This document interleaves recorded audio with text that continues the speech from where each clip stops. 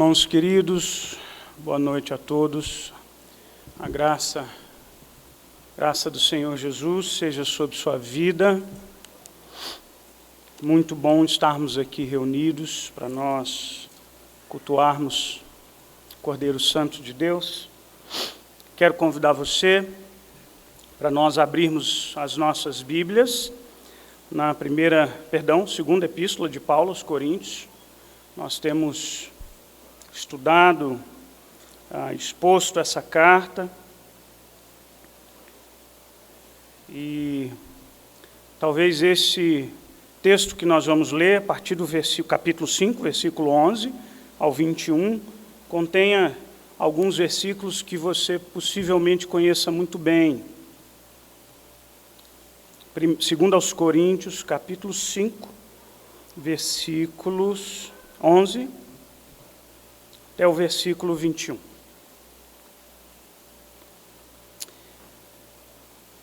E assim, conhecendo o temor do Senhor, persuadimos os homens e somos cabalmente conhecidos por Deus, e espero que também a vossa consciência nos reconheça. Não nos recomendamos novamente a vós outros, pelo contrário, damos-vos ensejo de vos gloriardes por nossa causa, para que tenhais o que responder aos que se gloriam na aparência e não no coração. Porque se enlouquecemos é para Deus, e se conservamos o juízo é para vós outros. Pois o amor de Cristo nos constrange, julgando nós isto: um morreu por todos, logo todos morreram. E ele morreu por todos, para que os que vivem não vivam mais para si mesmos, mas para aquele que por eles morreu e ressuscitou. Assim que nós, daqui por diante, a ninguém conhecemos segundo a carne. E se antes conhecemos Cristo segundo a carne, já agora não o conhecemos deste modo. E assim, se alguém está em Cristo, é nova criatura. As coisas antigas já passaram, eis que se fizeram novas. Ora, tudo provém de Deus, que nos reconciliou consigo mesmo por meio de Cristo e nos deu o ministério da reconciliação. A saber que Deus estava em Cristo, reconciliando consigo o mundo, não imputando aos homens as suas transgressões, e nos confiou a palavra da reconciliação, de sorte que somos embaixadores em nome de Cristo, como se Deus exortasse por nosso intermédio. Em nome de Cristo, pois, rogamos que vos reconcilieis com Deus. Aquele que não conheceu o pecado, ele o fez pecado por nós, para que nele fôssemos feitos justiça de Deus. Vamos orar, Senhor. Pai querido, Senhor,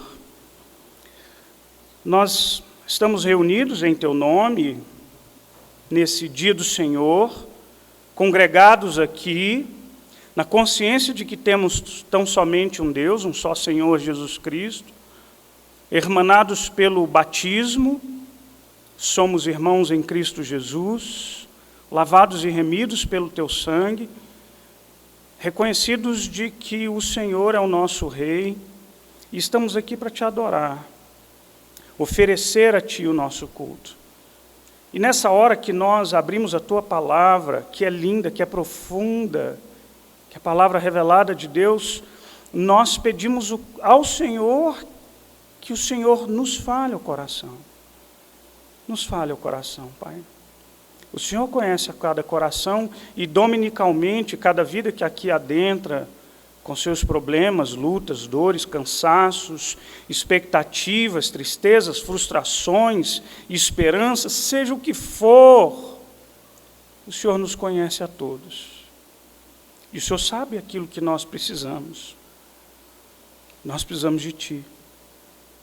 Senhor, fala aos nossos corações, dá-nos a direção e a iluminação, a unção do Teu Espírito Santo, para que essa palavra seja pregada e chegue aos nossos corações. Assim nós oramos em nome de Jesus Cristo. Amém. Amém.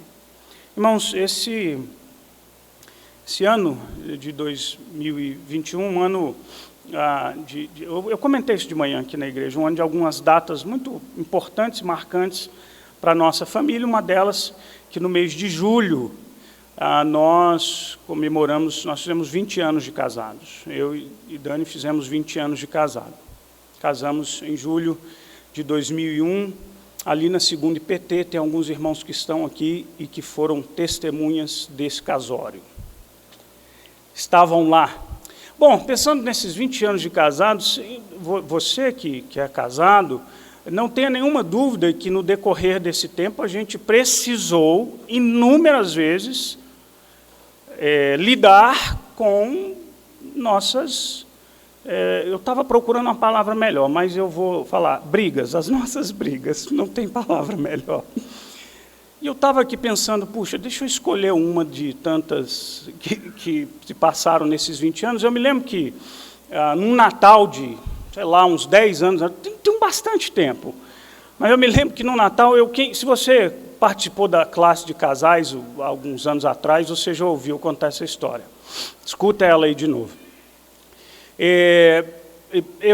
Dia 24, a gente ia ter um culto à noite na igreja, e nós passaríamos o Natal, a gente alternava, um Natal com a minha família, outro Natal com a família dela, e nesse Natal era com a família dela, e ela ficou responsável por preparar algumas coisas e, dentre eles, fazer a sobremesa, e eu, dedicado ao trabalho santo da pregação da palavra, fazendo um sermão, até que a minha esposa, incompreensiva, vem e pede para que eu saia de casa e compre um sorvete de creme.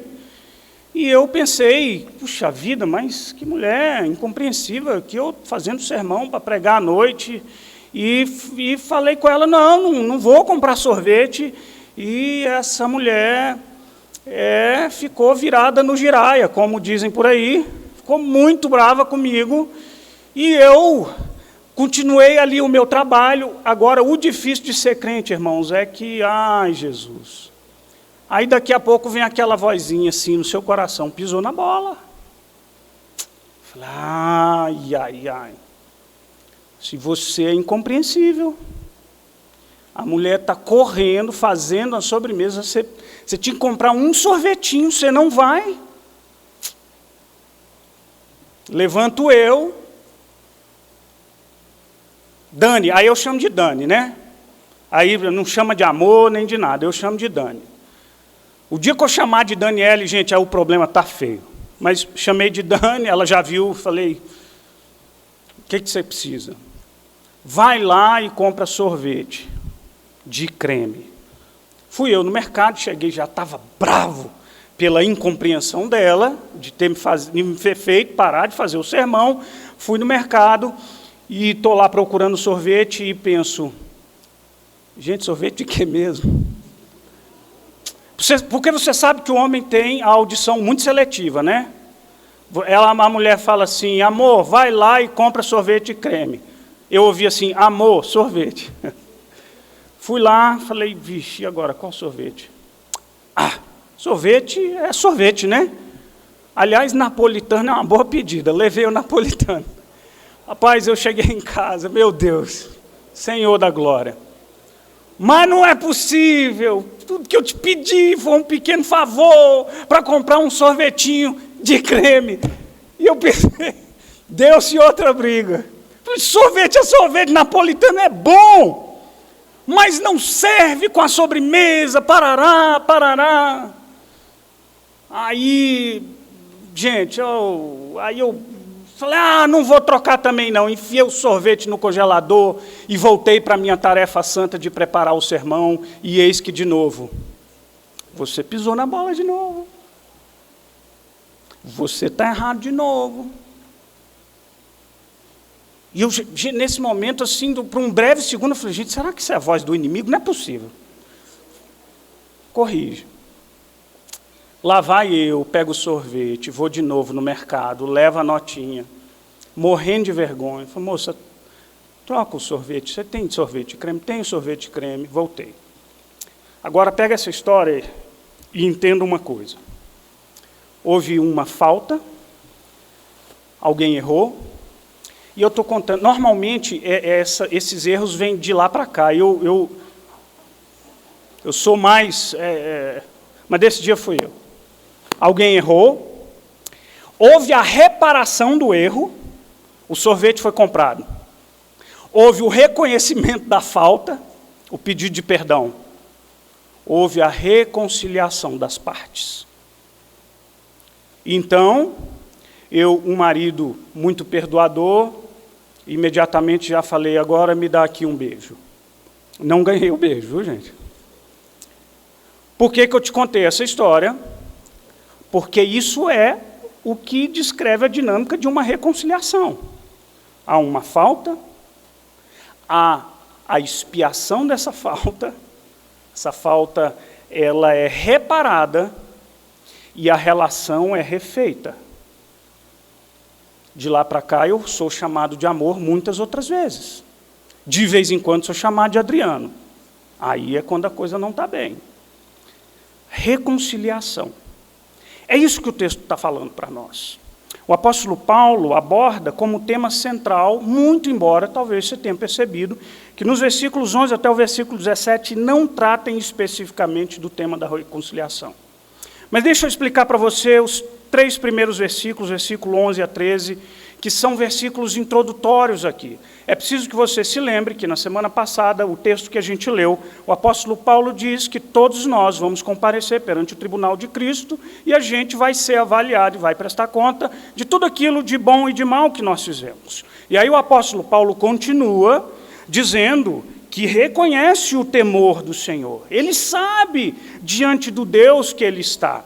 Aqui o apóstolo Paulo vai introduzir o tema da reconciliação, mas a gente encontra o apóstolo Paulo de novo fazendo uma defesa do seu ministério. Isso é muito comum, tanto na primeira epístola aos Coríntios, como nessa segunda epístola, porque as pessoas, o ministério de Paulo estava sendo colocado em xeque, as pessoas duvidavam. Enfim, o apóstolo Paulo, então, começa dizendo que ele conhece, tem diante de Deus a consciência limpa. Ele mesmo, conforme o versículo 11, ele é cabalmente conhecido diante de Deus. E ele espera que a consciência dos irmãos o reconheçam. Ele, então, segue dizendo que não precisa ficar apresentando as suas credenciais de apóstolo. Aliás, era algo que era demandado e pedido dele, e você precisa se lembrar que haviam falsos apóstolos, falsos líderes que estavam rondando ali a igreja de Jesus, e o apóstolo Paulo precisava lidar com essa gente. O versículo 13, um versículo que às vezes a gente pode ter uma certa dificuldade de entender, dá uma olhada lá. Ele diz assim, porque se enlouquecemos é para Deus, e se conservamos o juízo é para vós outros. A palavra que é traduzida aqui como se enlouquecemos é a palavra grega que é extemen, é a mesma raiz de êxtase. Na verdade, o sentido dessa palavra, a gente vai encontrar essa palavra usada muitas vezes nos evangelhos para falar sobre a reação das pessoas diante de Jesus.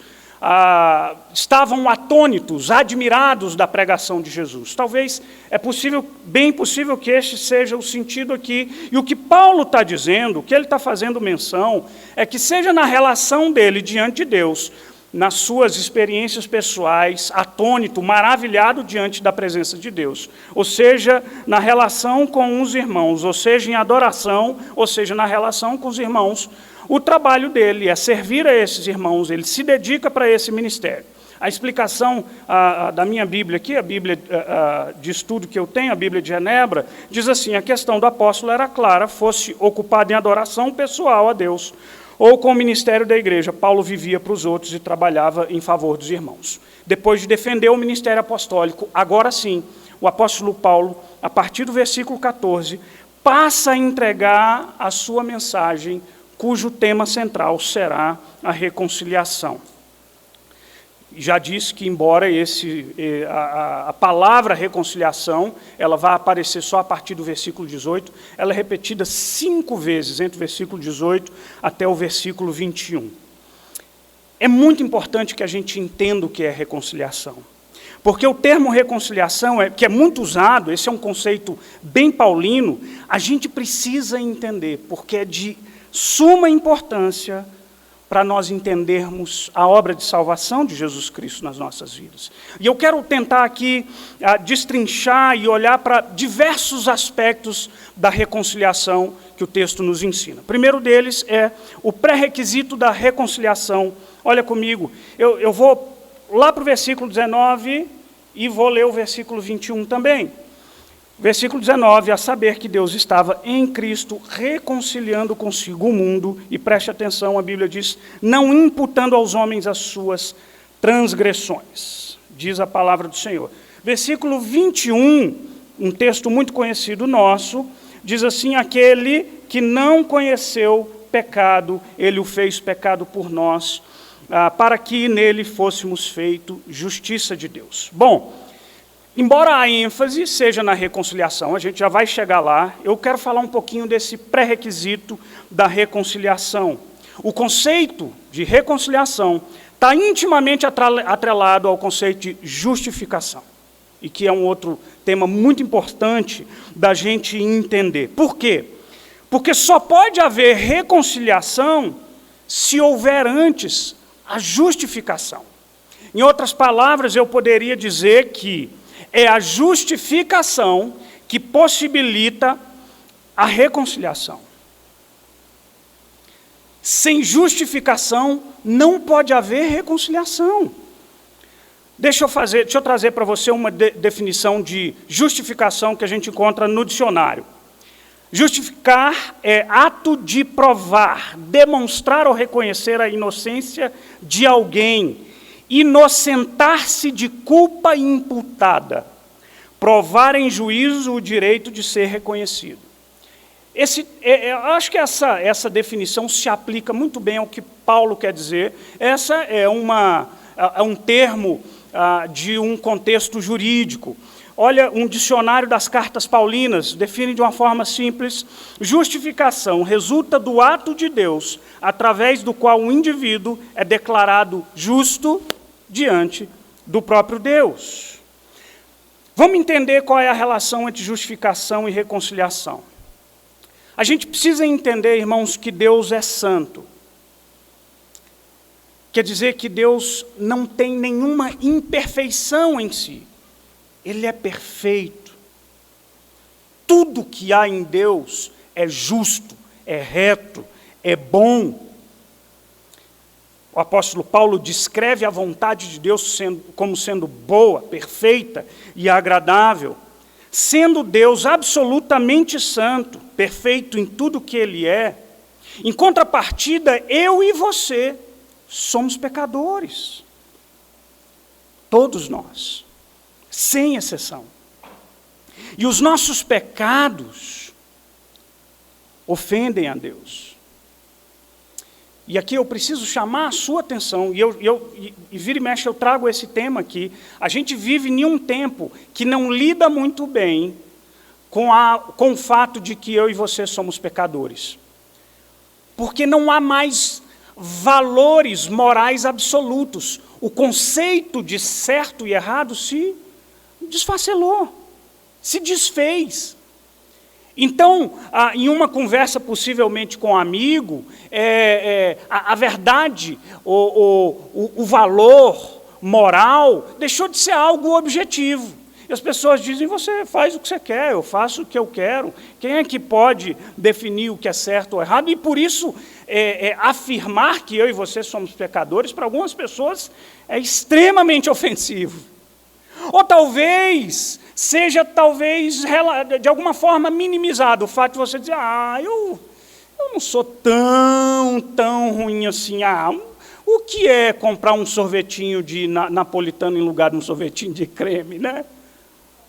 Mas a Bíblia diz que se eu escrutinar bem o meu coração, ou se eu olhar para o que fala o apóstolo Paulo, miserável homem que sou, o bem que eu quero não faço, o mal que eu não quero eu acabo fazendo, eu encontro em mim tanta condenação, porque eu encontro no meu coração tantos erros, cometidos por mim, inclusive aqueles que eu claramente condeno.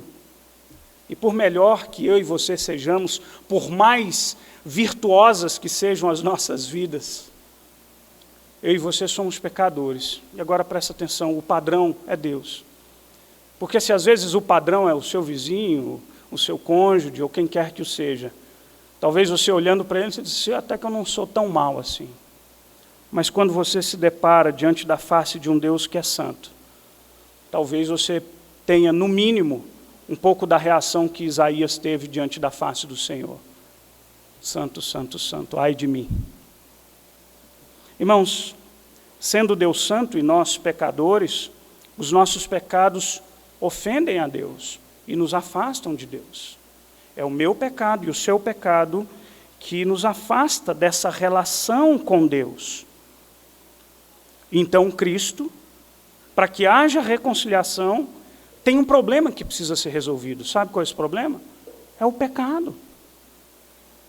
É preciso lidar com esse pecado. Ele está aí. Ele não pode ser ignorado. Deus então manda o seu Filho ao mundo, que é o próprio Deus encarnado, vem a esse mundo, se esvazia da sua glória, vive vida perfeita, obedece perfeitamente ao Senhor, cumpre todas as exigências da lei, e vivendo vida perfeita, foi habilitado a oferecer um sacrifício perfeito para expiar, ou, para usar um termo mais comum, para pagar pelo seu pecado.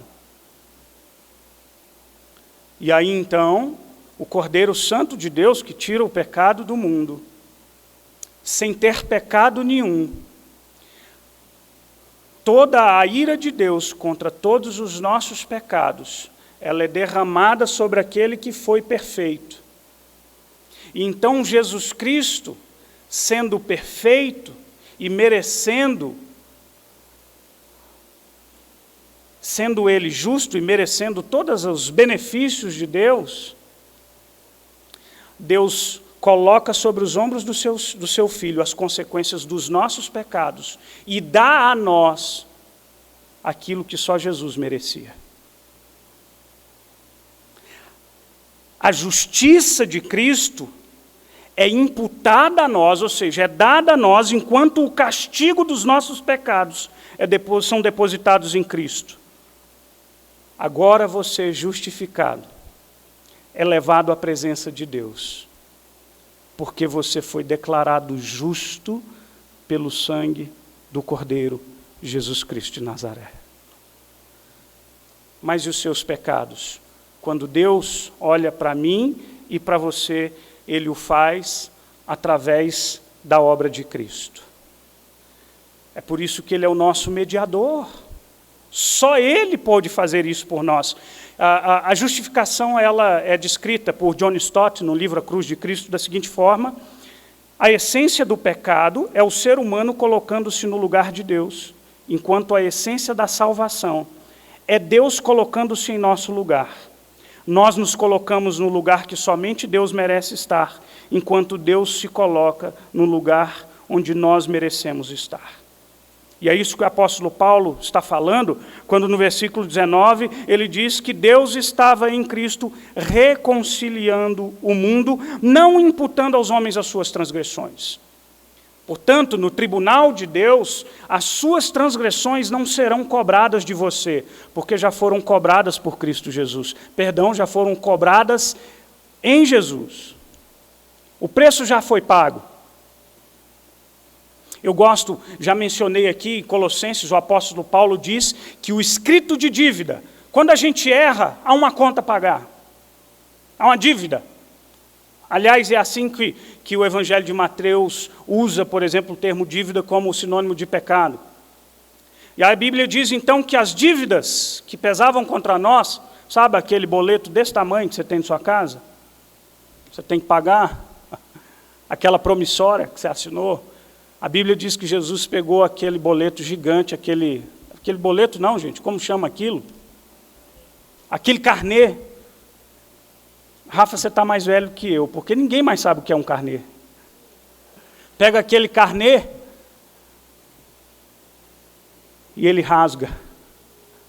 e ele vai com seu sangue precioso, e ele o prega na cruz do Calvário, e ele diz: está pago todas as dívidas, todas as suas dívidas.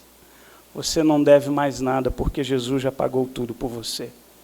E, portanto, diante do tribunal de Deus, os teus pecados não serão mais imputados a você, porque já foram imputados em Cristo Jesus. Aquele que não conheceu o pecado, entenda isso, versículo 21. Aquele que não conheceu o pecado, ele o fez pecado por nós. Sabe o que isso quer dizer? Não quer dizer que Jesus pecou em nosso lugar. Quer dizer que ele assumiu em nosso lugar o preço desse pecado. Maldito aquele que morrer no madeiro, diz o texto de Deuteronômio. A maldição que deveria ser derramada em nós foi colocada sobre Jesus Cristo de Nazaré. Aquele que não conheceu o pecado, ele o fez pecado por nós, para que nele fôssemos feitos justiça de Deus. João Calvino, comentando no seu comentário, 2 aos Coríntios, ele diz que enquanto Deus computar os nossos pecados, ele não pode fazer outra coisa senão considerar com aversão, porquanto ele não pode contemplar nem favorecer os pecados como se fossem amigos. Onde quer que haja pecado, também haverá ira divina, pois Deus não nos será propício enquanto não tiver apagado os nossos pecados, não nos atribuindo a nós. Jesus Cristo fez isso por nós. Por isso, o pré-requisito da reconciliação é a justificação. Segundo lugar, a natureza da reconciliação. Quando eu falo de natureza da reconciliação, eu estou falando daquilo que é a essência da reconciliação, aquilo que significa a reconciliação. E aqui eu vou para o dicionário também. A definição de reconciliar é estabelecer a paz, fazer as pazes, fazer harmonizar-se, conciliar-se. Foi isso que aconteceu depois da troca do sorvete de creme, depois do sorvete napolitano ser trocado por um sorvete de creme e o reconhecimento da minha culpa. A relação foi apaziguada e eu voltei a ser chamado de amor. Nós nos reconciliamos. Mesmo o dicionário das cartas paulinas, que eu citei aqui sobre justificação, ele diz que reconciliação é o conceito paulino no qual a inimizade entre Deus e a humanidade é superada e uma relação pacífica é restaurada com base na obra de Jesus Cristo. Eu não disse que os nossos pecados nos afastam de Deus? Depois da justificação, o Senhor Jesus nos leva para próximos do Pai. Ele nos reconcilia, ele pacifica essa relação. Olha a definição de John MacArthur. Ele diz que reconciliação é a provisão divina através da qual a ira de Deus é apaziguada, a provisão pela qual a hostilidade divina é removida, é a provisão divina através da qual os pecadores são restaurados. Isso é reconciliação. Ele nos reconciliou consigo mesmo, versículo 18, versículo 19, Deus estava em Cristo reconciliando o mundo. Isso me faz lembrar João 3,16, Deus amou o mundo, e Ele deu o seu Filho unigênito para morrer por nós, e a todo aquele que nele crê tem a vida eterna. O que Jesus fez ao pagar o preço pelos nossos pecados foi nos levar agora justificados na presença de Deus e nos reconciliar e reestabelecer aquele vínculo que foi quebrado lá no Éden. Agora, Ele é Pai e você pode ser chamado de filho. O conceito da reconciliação está presente em muitos textos paulinos que clarificam bem essa ideia dessa inimizade, dessa separação e dessa relação que é reconstruída. Romanos 8, versículo 8 em diante, diz: mas Deus demonstra o seu amor por nós. Cristo morreu em nosso favor, quando ainda éramos pecadores, como agora fomos justificados por seu sangue, muito mais ainda por meio dele, seremos salvos da ira de Deus, se quando éramos inimigos de Deus, fomos reconciliados, fomos reconciliados com ele, mediante a morte de seu Filho, quanto mais agora, tendo sido reconciliados, seremos salvos por sua vida. Romanos 8, de 8 a 10. Versículo 11 ainda diz que não apenas isso, mas também nos gloriamos em Deus, por meio de Jesus Cristo, mediante quem agora recebemos a reconciliação. Efésios capítulo 2, versículo 14 em diante, pois ele é a nossa paz, a qual de ambos fez um e destruiu a barreira, o muro de inimizade, anulando em seu corpo a lei dos mandamentos expressa em ordenanças. O objetivo dele era criar em si mesmo, dos dois, um novo homem fazendo a paz e reconciliar com Deus os dois em um corpo por meio da cruz. Colossenses 1, 20 e 22, e por meio dele reconciliar-se consigo todas as coisas, tanto as que estão na terra, quanto as que estão nos céus. Versículo 22 diz, mas agora ele os reconciliou pelo corpo físico de Cristo, mediante a morte, para apresentá-los diante dele, santos, inculpáveis e livres de qualquer acusação. Isso é reconciliação. Terceiro, o autor da reconciliação. Ainda no versículo 18 e 19, eu preciso chamar a sua atenção para o fato de que o apóstolo Paulo ressalta Deus como o agente, como aquele que toma a iniciativa, como aquele que proporciona a reconciliação.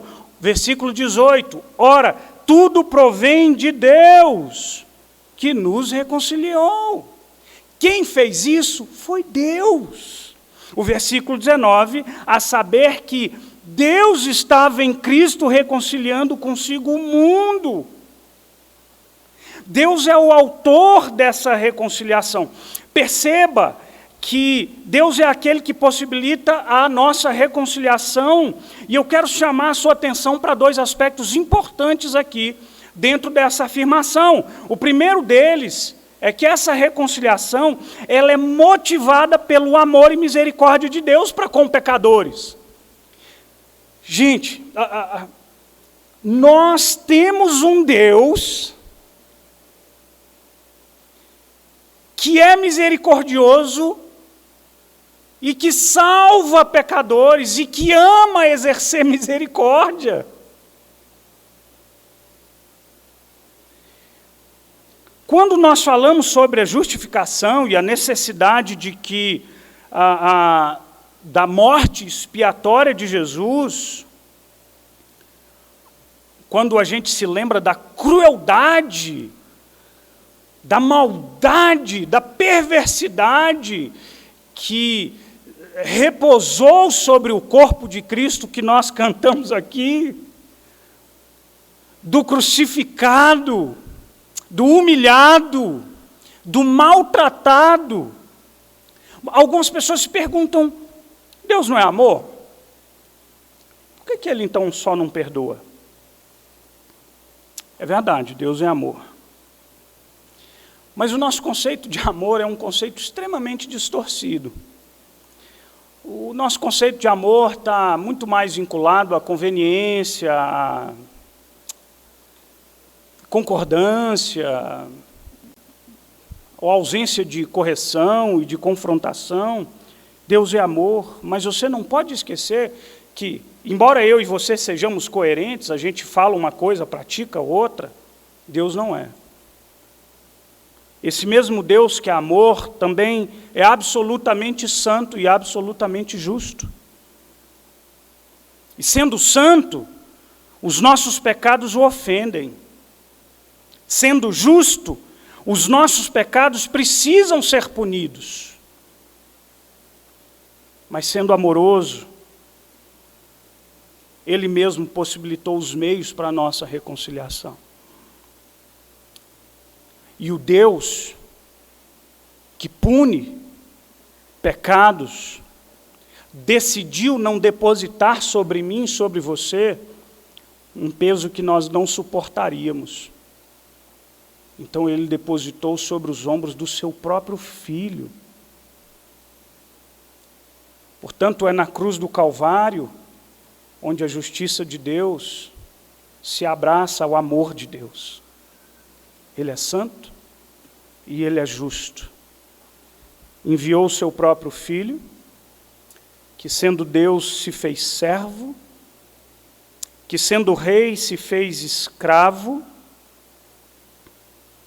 que sendo justo se colocou no lugar dos injustos, para possibilitar que nós, sendo pecadores, fôssemos santificados, para que nós, estando alienados de Deus, fôssemos adotados e feitos filhos, para que nós, estando condenados, fôssemos declarados justos.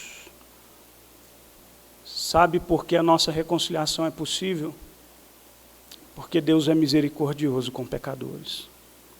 Segundo aspecto importante nesse sentido é que a nossa reconciliação somente se dá pela vontade soberana de Deus. Sabe por quê? Porque se Deus não tomar a iniciativa de reconciliar você com Ele mesmo, o seu coração é pecador demais para tomar essa decisão. O próprio apóstolo Paulo, escrevendo aos Efésios, diz que nós estávamos mortos nos nossos delitos e pecados. Irmãos, essa disposição de buscar a Deus não nos é algo natural. É tão somente fruto de um coração regenerado. O John MacArthur, ele diz que reconciliação não é algo que nós fazemos, é algo que nós recebemos. Reconciliação não é algo que nós realizamos quando paramos de rejeitar a Deus. É algo que Deus realiza quando para de rejeitar você. Ele é o agente da reconciliação. E porque ele é o agente da reconciliação, ele é quem toma essa iniciativa, como parte ofendida, é ele quem estabelece os termos da reconciliação. A cruz foram os termos da reconciliação. Quarto lugar, para a gente caminhar, para encerrar, último, o propósito da reconciliação.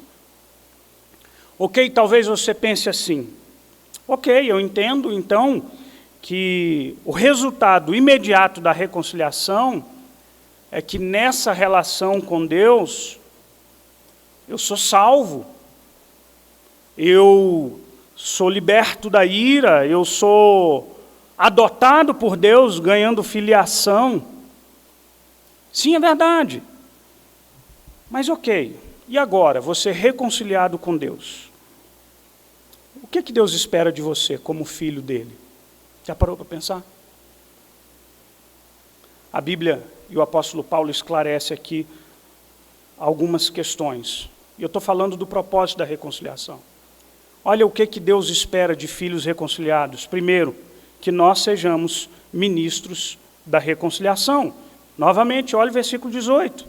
Ele nos reconciliou consigo mesmo, por meio de Cristo, e nos deu o ministério da reconciliação. Versículo 19, a saber que Deus estava em Cristo reconciliando consigo o mundo, não imputando aos homens as suas transgressões, e nos confiou o ministério da reconciliação. O que quer dizer isso? Você que foi reconciliado com Deus, precisa anunciar para as pessoas que elas também precisam se reconciliar com Deus. Eu citei bastante o John MacArthur aqui, porque eu ouvi uma palavra dele acerca desse texto. O John MacArthur, irmãos, é um pastor batista muito conhecido nos Estados Unidos, salvo engano, a igreja na Califórnia. E ele diz uma coisa muito interessante. Ele, como viaja muito ali nos Estados Unidos, ele diz que é muito comum aquelas viagens longas, você está no avião do lado de alguém e as pessoas acabam puxando conversa, né? E uma vez ele, com Bíblia na mão, sentou um senhor do lado dele e perguntou: o que você faz? Qual é o seu trabalho?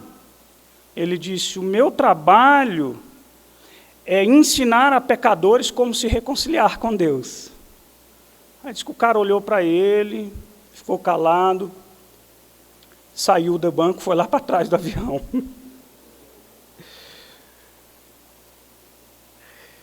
Mas é verdade, é o nosso trabalho. Você, reconciliado com Deus, passa a ter o privilégio de ministrar a reconciliação. Esse é um chamado de todos nós. Você lembra da grande comissão? O ide por todo mundo, pregar o evangelho a toda criatura. Isso é para todos nós. As pessoas precisam ser reconciliadas com Deus. Deus quer salvar pecadores, Ele salva. Uma segunda razão, um segundo propósito para o qual você foi reconciliado, é que você foi reconciliado para ser embaixador de Cristo. Verso 20.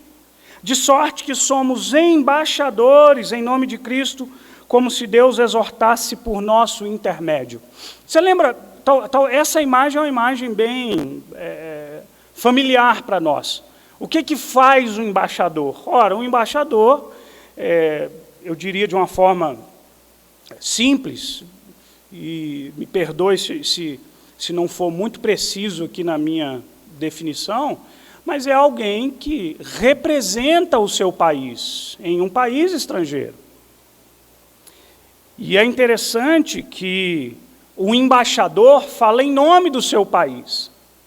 Então, quando acontece alguma situação, e aí o embaixador da China no Brasil, quando ele dá uma declaração, ele está representando o país dele, aqui no nosso país. Não é verdade? Esse é o trabalho dessa representação. Você parou para pensar que eu e você somos embaixadores de Cristo? Você foi chamado para falar em nome de Cristo, para representar um reino, o reino de Deus. Você é cidadão desse reino. E ao abrir dos seus lábios, você precisa sempre se lembrar que as pessoas também consideram você como, de alguma forma, representante desse reino. E não é à toa que, tão comumente, os escândalos que a igreja amealha para si, que a igreja traz para si, se dá porque há tanta gente que, em nome de Deus, fala em favor do diabo. Escândalo. Portanto, você se lembre que, ao abrir dos seus lábios, você representa alguém que é maior do que você. E se a gente continuar para uma consequência mais abrangente, terceiro, você foi reconciliado com Deus para que a sua vida fosse totalmente dedicada a Ele. E agora sim, os versículos anteriores, versículo 14, por exemplo, olha o que diz aí. Pois o amor de Cristo nos constrange, julgando nós isto, um morreu por todos, logo todos morreram. Versículo 15, e Ele morreu por todos, para que os que vivem não vivam mais para si mesmos, mas para aquele que por eles morreu e ressuscitou. Entende isso? Entende que Ele morreu por você, para que você viva para Ele? Entende que quando nós morremos para nós mesmos, nós morremos para as nossas prioridades.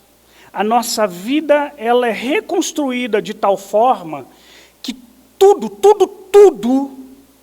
os nossos valores, os nossos princípios, o jeito que a gente enxerga a vida, o jeito que a gente trabalha, o tipo de funcionário, de patrão, de pai, de marido, e o tipo de irmão que eu sou, precisa partir da consciência de que todos os meus atos precisam refletir a vontade dele e não mais a minha.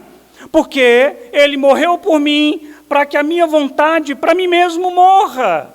E a vontade dele em mim prevaleça. E esse é um ponto por demais crucial. Ora, o apóstolo Paulo, no versículo 17, diz que se alguém está em Cristo é nova criatura. As coisas antigas se passaram, eis que se fizeram novas.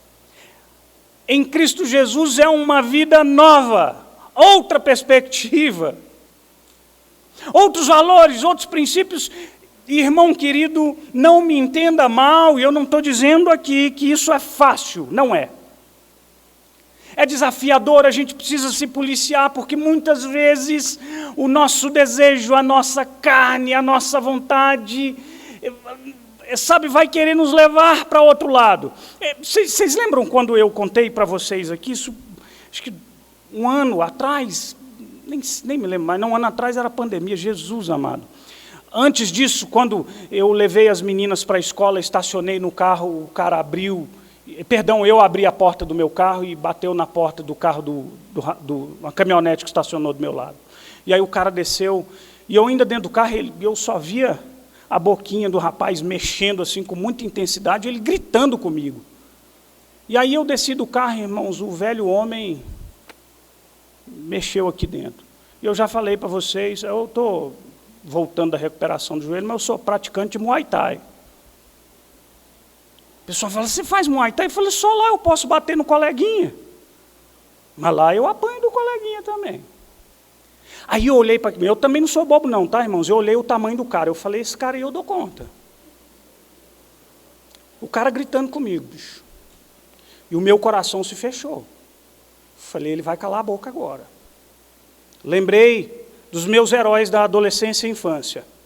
Chuck Norris, Rambo, Jean-Claude Van Damme, Arnold Schwarzenegger. Me apoderei de todos eles. Busquei mais nos ancestrais do passado, Bruce Lee. Falei, esse cara vai aprender uma lição agora. Ele vai calar a boca em nome de Jesus. E aí, naquela fração de segundo, veio na minha cabeça assim, vai. Amanhã está no Correio Brasiliense, pastor presbiteriano, no estacionamento do Colégio Presbiteriano Mackenzie. Já é difícil, gente. Aí, outra coisa difícil, aí vem um monte de versículo na cabeça da gente. Testemunho, o nome de Deus que é desonrado por vossa causa.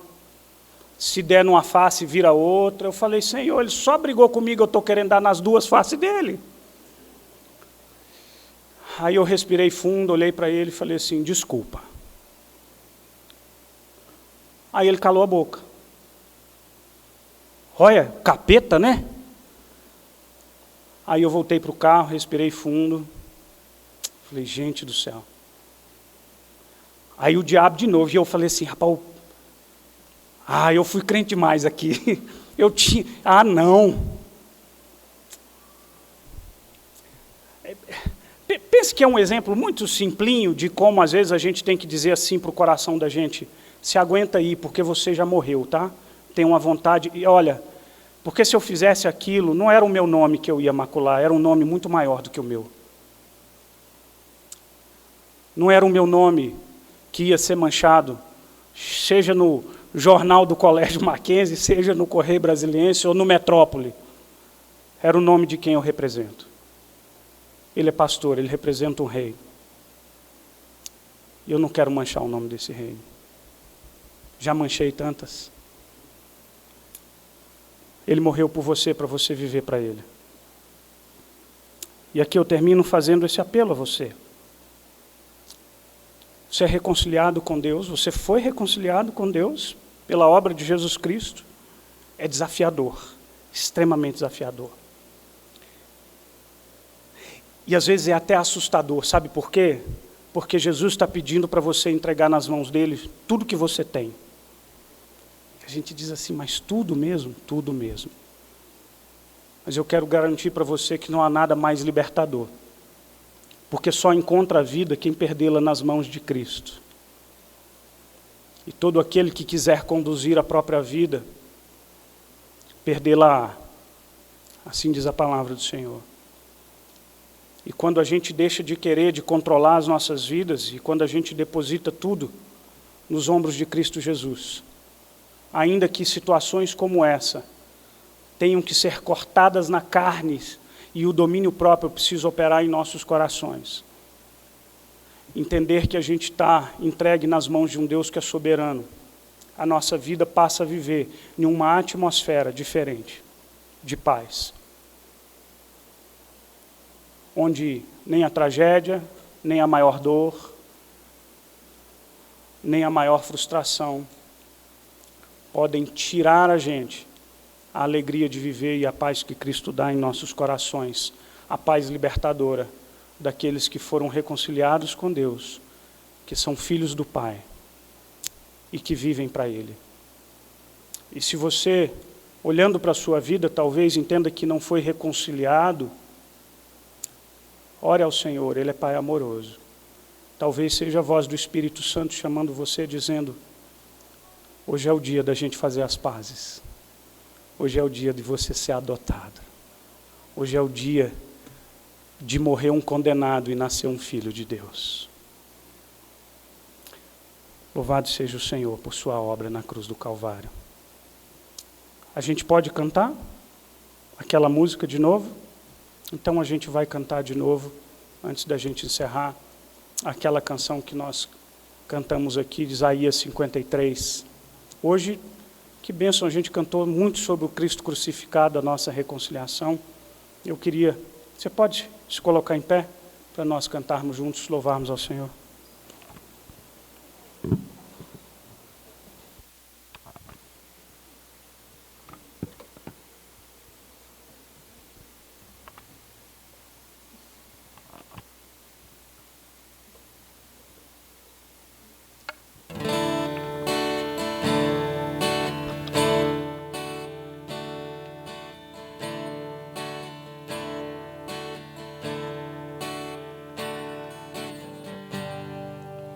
Ele não tinha qualquer beleza ou majestade a nos atrair. Nada havia em sua aparência para o desejar, mas rejeitado dentre os homens, ainda assim carregou nossas dores. O seu castigo nos traz paz, e a esperança não se esvai. A oferta pela culpa Ele ofereceu para satisfazer o Criador. Ele morreu para que a sua luz em nós pudesse brilhar. O Filho do amor se entregou em nosso lugar.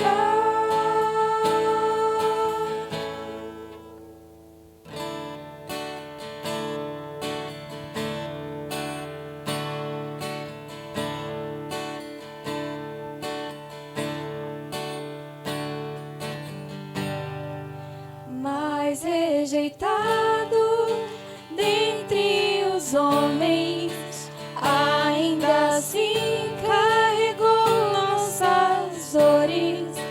O seu castigo nos traz paz, e a esperança não se esvai.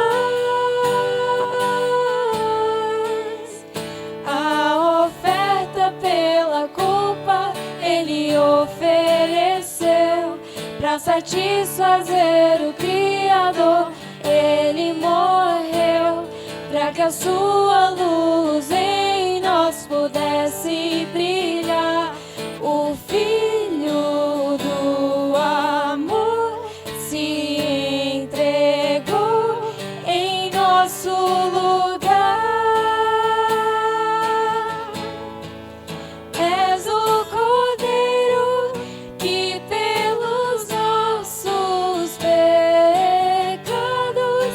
foi esmagado sem dizer uma só palavra. Se entregou aos cravos, derramou sua vida até a morte, provando a ira amarga pra nos dar sua doce graça e nos fazer viver.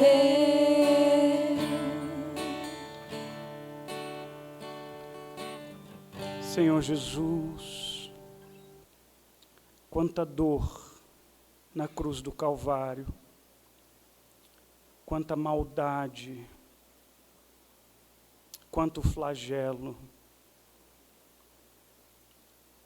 Deus, quanto o Senhor suportou em nosso lugar, para expiar e pagar o preço pelos nossos pecados, para nos justificar e nos reconciliar com o Pai. Muito obrigado. Nós louvamos o Teu nome e que agora reconciliados, nós assumamos o nosso papel de sermos ministros da reconciliação, embaixadores de Cristo, comprometidos com o Senhor, porque Tu morrestes por nós, para que nós vivamos para Ti. Que assim seja em nossas vidas, todos os dias, em cada gesto, em cada ato, em tudo que fizermos, em tudo que falarmos, em nome de Jesus. Amém. Amém.